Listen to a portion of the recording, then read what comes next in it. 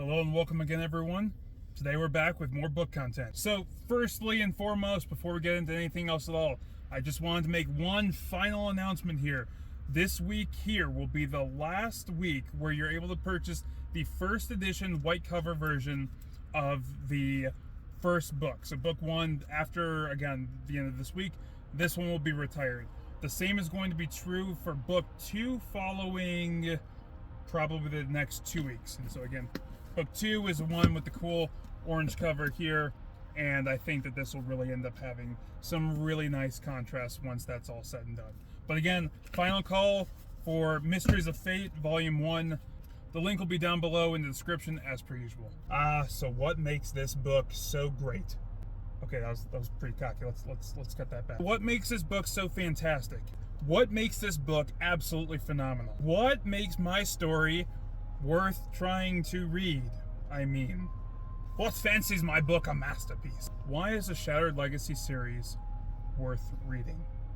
There's a lot to love in here, and there's more than a lot to appeal to a vast majority of people. And one of the things that I really want to portray about this particular book and in the story itself is that it was not written per se for novelists, novelites, novel readers. What I mean is that yes, if you're into books and you're into reading, that's fantastic and that's amazing. I really think you'll enjoy this. But I wrote this in a way that's not necessarily only open to that particular style of consumer. So I wanted something that I could read because, again, I don't read books. I know that's sacrilegious to say. I've mentioned that before, but I'm going to say it again. I don't read books. I know that's sacrilegious, but understand that no, it doesn't take away from the contents within. It doesn't mean that there's going to be obvious or blatant shortcomings therein. It just means that this is going to allow for a different perspective and for a different audience base that maybe might not have been necessarily interested based on the fact that purely it's a book. It's a book, not a television show, not a movie like it's supposed to be yet, or anything else like that. But again, this has a little something for everybody. One of the other things that I do want to highlight within here is that the main character, Zaxxam, he is out of the gates maybe not the most likable guy by design, and you'll come to understand that. Just read it.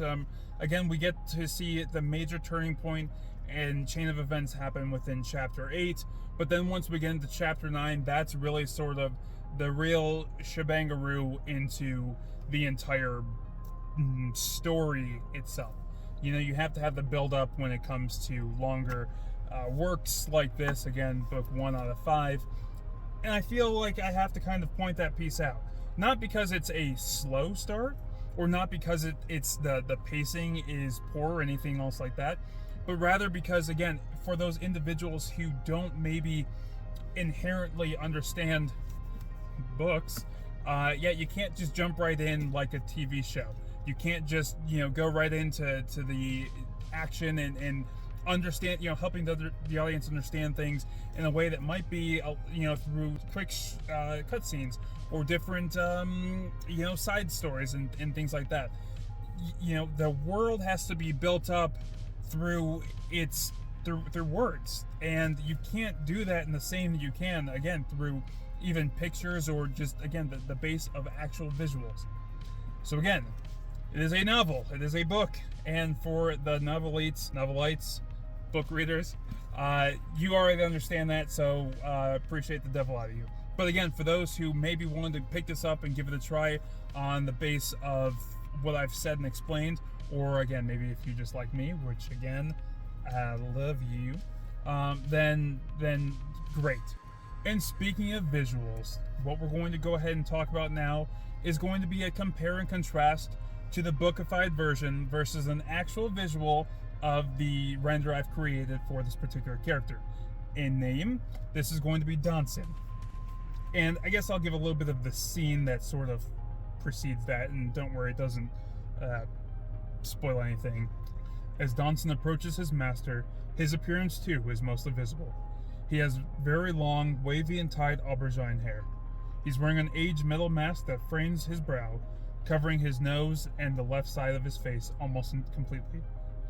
The only openings are at the left of his eye and a wider area on the right, which reveals part of his cheek.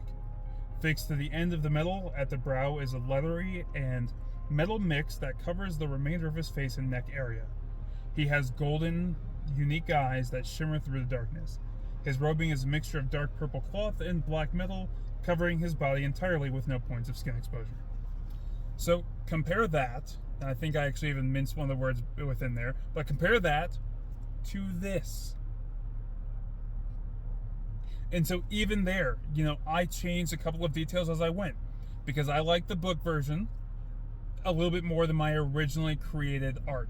And, so it's like, where it's kind of a toss-up. But at the same time, what I end up with as a completed product in the end, in film form, well, that'll just kind of have to be what stands, and I won't have the chance to kind of change and go back and forth.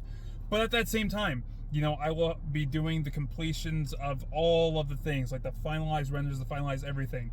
And even though I have most of the things, I would say at a 98% level, it's still some of those finer details that once you have the end all program, the end all selections and all the things that, some of the details may vary, and, for the better.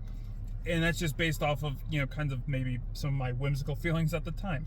But regardless, again, I just wanted to kind of show that visual, and we'll sneak another character here. I'm not going to say who this one is, but again, we get another full description that is a fun counter to the a picture's worth 1,000 words. So we're going to go ahead and end the video with that today. Again, I just appreciate all of you guys for tuning in and listening to what I have to say. I know I've been yammering on about this, but I believe in this with all my heart and being, and I plan to push this until the ends of the earth, or until it becomes a movie, and then some. And hopefully it's part 2 before the other one, because the ends of the earth, hopefully a long time away, but I still don't want to have to continue to push that far. Ideally, I will. I don't want to. So thank you guys all again for tuning in, and we'll see you again for the next video.